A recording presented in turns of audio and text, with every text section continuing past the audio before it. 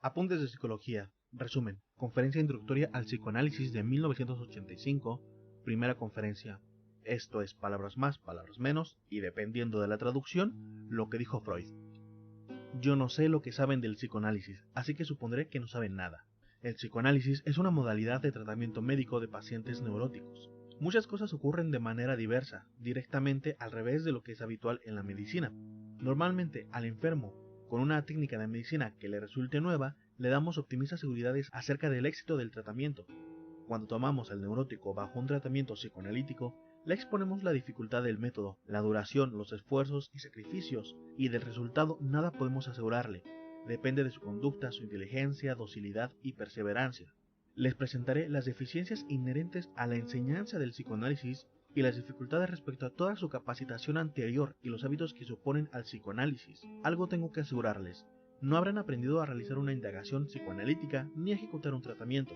Es más, una relación permanente de ustedes con el psicoanálisis es una elección vocacional que coartaría toda posibilidad de lograr éxito en la universidad, y se encontrarán a una sociedad que no comprenda sus empeños. En la enseñanza médica se han habituado ustedes a ver la anatomía, la reacción química, la contracción muscular. El profesor de medicina es en sí un guía y un intérprete, mientras que en el tratamiento analítico es un intercambio de palabras entre el analizado y el médico. El paciente cuenta sus vivencias pasadas, impresiones presentes, se queja, confiesa sus deseos y emociones afectivas. El médico escucha y dirige las hilaciones de pensamiento del paciente, exhorta, empuja a ciertas direcciones y observa las reacciones a esto.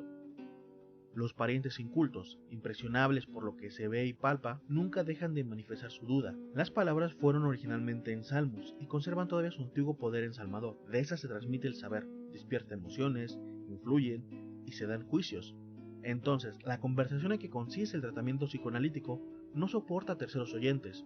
Un psiquiatra puede presentar a sus alumnos un neuroascéntico o un histérico, sus quejas y síntomas, pero la comunicación en el psicoanálisis es a condición de un particular lazo afectivo.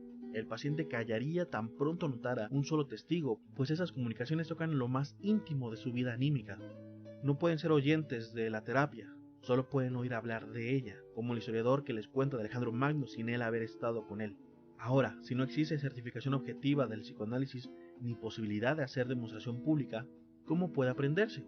Ese se aprende primero en uno mismo, por el estudio de la personalidad propia, o sea, la observación de sí mismo. Pero ese camino tiene límites precisos. Más lejos se llega si uno se hace analizar por un analista experto. A ustedes se les ha enseñado a buscar un fundamento anatómico, una explicación en términos de lo físico, químico y biológico. Por eso se les es ajeno un modo de pensamiento psicológico, y le niegan a este un carácter de cientificidad. Lo abandonan a los legos, a los poetas, a los filósofos de la naturaleza y a los místicos, y se verán precisados a dejar una parte de la influencia terapéutica en manos de esos médicos legos, naturistas y místicos. Falta la ciencia auxiliar filosófica. Ni la filosofía especulativa, ni la psicología descriptiva, ni la psicología experimental, que sigue huellas de la fisiología de los sentidos, son capaces de decirle algo útil acerca de la relación entre lo corporal y lo anímico, o las claves para la comprensión de una perturbación en las funciones anímicas. Dentro de la medicina, en la psiquiatría se describen las perturbaciones del alma y las reúnen en ciertos cuadros clínicos, de los que los mismos psiquiatras dudan de que sus clasificaciones merezcan el nombre de una ciencia. Los síntomas de estos cuadros no han sido individualizados ni en sus mecanismos, ni en su enlace recíproco, ni les corresponden alteraciones registrables en el órgano anatómico a partir de las que podrían explicárselos.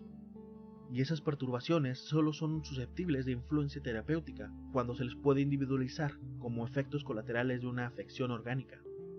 Ahí es donde el psicoanálisis espera descubrir el terreno común de la perturbación corporal con la perturbación anímica. Por otro lado, otra dificultad que enfrenta el psicoanálisis está en dos de sus tesis. Una de ellas choca con un prejuicio intelectual y la otra con uno estético y moral. La primera de estas tesis del psicoanálisis dice que los procesos anímicos son en sí y por sí, inconscientes, y los procesos conscientes son apenas actos singulares y partes de la vida anímica total. Por el contrario, estamos habituados a identificar lo psíquico con lo consciente, y la conciencia la consideramos directamente el carácter definitorio de lo psíquico, y a la psicología la doctrina de los contenidos de la conciencia. Y no obstante, para el psicoanálisis le es imposible tomar como supuesto la identidad entre lo consciente y lo anímico. La definición del psicoanálisis de lo anímico dice que consiste en procesos del tipo sentir, el pensar, el querer y se ve obligado a sostener que hay un pensar inconsciente, que hay un querer inconsciente. Ustedes no pueden todavía comprender la naturaleza abstracta de lo anímico es lo consciente, ni entender el desarrollo que llevó a desmentir lo inconsciente, ni la ventaja que esto puede obtener. Con el supuesto de que existen procesos anímicos inconscientes, se ha iniciado una reorientación decisiva en el mundo y la ciencia, y es muy estrecho el lazo que une esta primera audacia con la que sigue, que es la segunda que ya mencioné. La aseveración de que emociones pulsionales que no pueden designarse sino como sexuales en sentido estricto y sentido lato, desempeñan un papel enormemente grande, hasta ahora no apreciado lo suficiente, en la causación de las enfermedades nerviosas y mentales. Esas emociones sexuales participan, en medida que no deben subestimarse, en las más elevadas creaciones culturales, artísticas y sociales del espíritu humano. Del apremio de la vida, la cultura fue creada a expensas de la satisfacción pulsional, en la medida de que los individuos que van ingresando a la comunidad de los hombres, repitiendo en favor del todo, ese sacrificio de satisfacción pulsional. Entre las fuerzas pulsionales sexuales desempeñan un importante papel, desviadas de sus metas sexuales y dirigidas hacia otras, que se sitúan socialmente en un plano más elevado y ya no sexual. Esta construcción es débil y las pulsiones sexuales no quedan bien domadas, y todo individuo debe sumarse a la obra cultural. Pues bien, subsiste el peligro de que sus pulsiones sexuales se rehúsan a este empleo. La sociedad no discierne amenaza mayor a su cultura que la eventualidad de emancipación de las pulsiones sexuales y el regreso de estas a sus metas originales.